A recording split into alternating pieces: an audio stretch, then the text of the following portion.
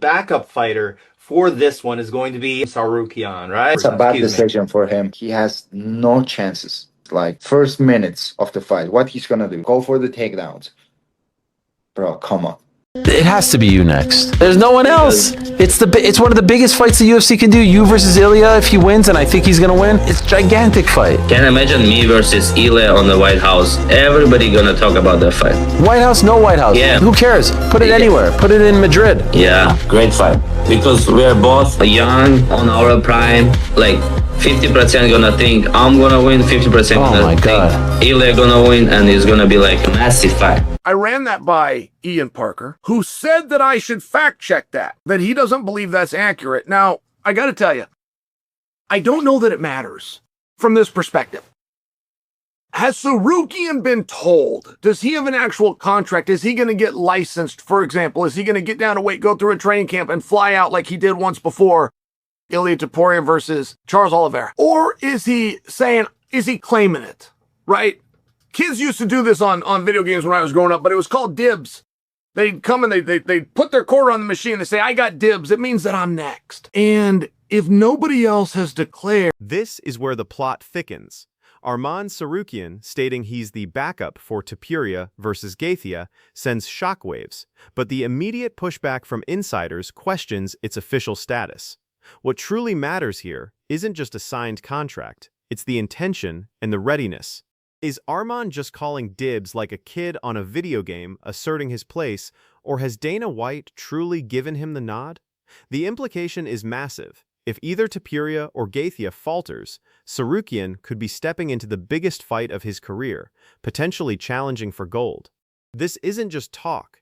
It's the kind of ambition that reshapes divisions and sets the stage for unforgettable moments. The UFC needs to address this soon. That they're willing to step in. If nobody else has declared dibs, it would seem like Arman is the guy. And by the way, the White House card, it's so big and it's so meaningful. And it would seem like to protect yourself, you would want a backup fighter. Gaethje is Mr. Reliable. Ilia is not going to flinch, but things happen. People miss flights. Somebody gets sick. I mean, things happen. It would seem like... This hits the nail on the head. UFC 300 isn't just a card, it's one of the most anticipated events in recent memory, featuring two undisputed champions. To not have a credible, ready-to-go backup would be an organizational misstep of epic proportions. While we trust legends like Gaethje and the fiercely dedicated Topuria to show up, the reality of high-stakes combat sports, and indeed life, is that unforeseen circumstances can arise. Whether it's a missed flight, a last-minute illness, or a training injury, the show must go on. Having Arman Tsarukyan waiting in the wings isn't just smart, it's absolutely essential for protecting the integrity and spectacle of such a landmark event. His presence provides vital insurance. Maybe we should get that contract in place for Arman. Maybe we should make sure that he's close to weight and is licensed. Maybe we should book travel and have him there just in case. And my larger thought on Tsarukyan, like, he fell into a very weird purgatory when his fight with Islam didn't materialize. And one person who never disagreed with that, one person who never said, I'm the victim, I'm being mistreated, was Tsarukyan. This segment perfectly outlines the practical steps required to formalize Arman's backup status. It's not enough for a fighter to say they're the backup. The UFC needs to secure the contract, ensure he's within weight, licensed, and ready to fly. The commentary then pivots to Arman's past, revealing a key aspect of his character, his stoic acceptance when his fight with Islam Makhachev fell through. Unlike many fighters who would publicly air grievances or claim victimhood, Arman's silence spoke volumes, demonstrating a professional maturity that sets him apart. This quiet resilience is precisely why he's such a compelling and necessary candidate for this crucial role at UFC 300. As a matter of fact, if you remember that timeline, he went quiet. We still do not have clarity on what happened. This roughly 1, 2, 3 in the morning, Dana White gets a phone call from Tsarukyan's team. There was rumors that there was a back issue, but I'm just here to tell you, we've never really got that cleared up. I mean, Tsarukyan never came out. He never came out with medical reports and a statement from a doctor like a kid would do. He never did any of those things. He actually went quiet. This segment vividly recalls the mysterious circumstances surrounding Arman Tsarukyan's withdrawn fight with Islam Makhachev, highlighting the striking lack of clarity. Despite widespread rumors of a back issue, Arman notably chose silence over public grievance, a stark contrast to how many fighters might react. He didn't issue medical reports or statements, maintaining a level of discretion that underscores his professional composure. This past event, shrouded in quiet mystery, reveals Arman's strategic refusal to engage in victimhood, instead focusing on what he can control, his actions and readiness, a trait that makes him an exceptionally reliable potential backup. He is a true professional, always ready to fight. Like a kid would do. He never did any of those things. He actually went quiet for a period of time. When he came back, people were setting him up. They were setting him up to declare, this is what I should get, this is what I'm owed. He never did it. He started taking any match that he could get. And then he even went outside of MMA. He started taking any jiu-jitsu match. He went outside of jiu-jitsu. He started taking any wrestling match. Like, he's one of these guys where if you're in a purgatory and you got to buy your way out, you got to buy your way out with good deeds. He's done it. This segment offers profound insight into Arman Tsarukyan's character, revealing his unique path back from purgatory. Instead of leveraging public sentiment or demanding what he was owed, Arman simply went to work. His willingness to take any match, be it MMA, jiu-jitsu, or wrestling, demonstrates an unparalleled dedication to the craft and a genuine anytime, anywhere mentality.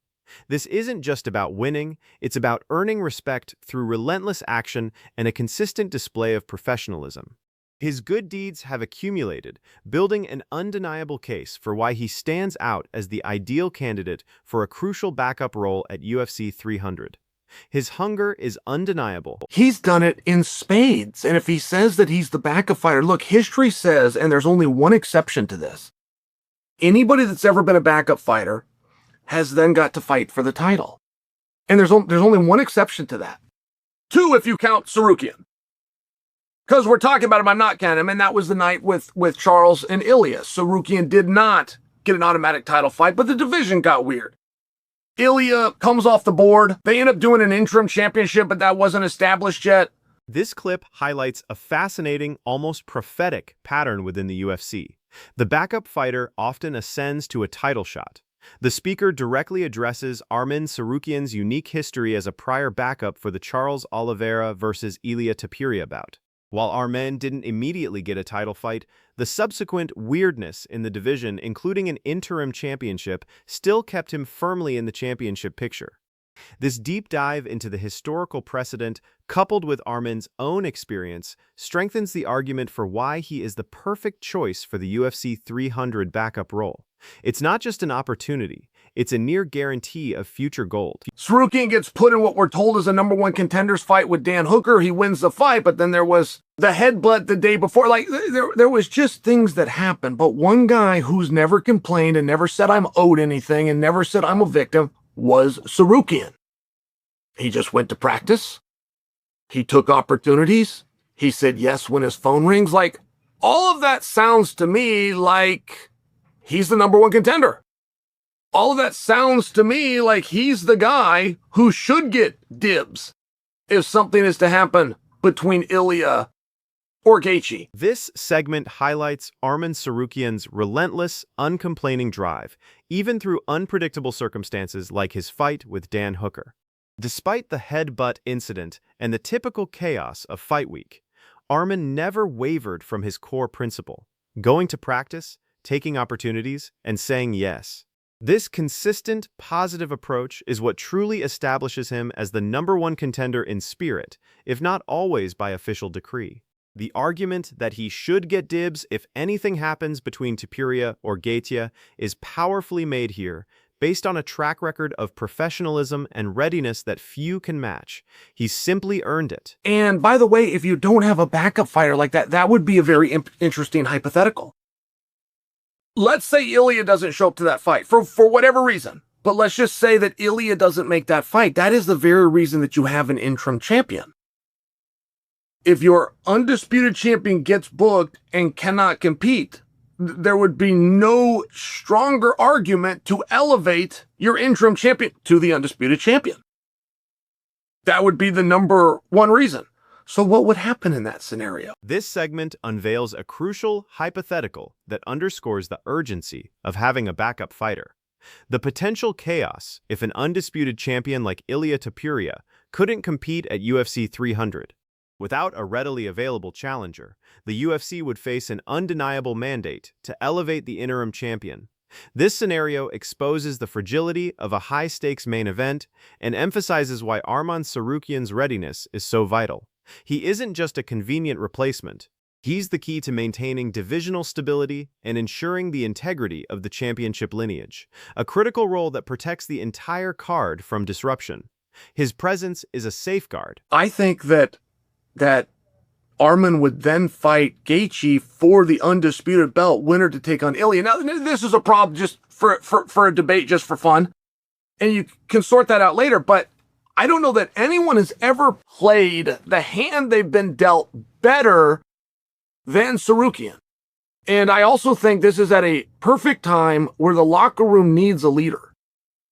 And I really hope that the other guys are looking to the example set by Tsarukyan. This is an absolutely electrifying hypothetical. Arman Tsarukyan stepping in to face Justin Gaethje for the undisputed championship, with the winner then challenging Ilia Topuria. It's a mind-blowing scenario that perfectly illustrates Arman's incredible capacity to adapt and capitalize on any situation. The speaker's praise for Arman's ability to play the hand they've been dealt is spot on, showcasing his strategic brilliance in a chaotic environment. Beyond his fighting prowess, Arman is positioned as a potential leader for the entire locker room, a role model whose professionalism and readiness set an invaluable example for every fighter. He inspires by action. If we had a roster of 700 plus athletes, men and women in all the divisions, and everybody had the attitude that Tsarukyan has, which is any rule set, anytime you call me, my answer will be yes. That would be the dream position that we could be in as MMA fans. I want Tsarukyan to be announced the number one contender. I want him to have dibs. I want that statement to be true. This segment paints an aspirational picture of the UFC if every fighter mirrored Arman Tsarukyan's anytime, any rule set mentality. Such a roster would be a dream for fans, guaranteeing consistent action and minimizing cancellations. The speaker's passionate desire for Arman to be formally recognized as the number one contender and for his dibs to be validated reflects a deep appreciation for his unwavering professionalism. It's more than just a call for one fighter.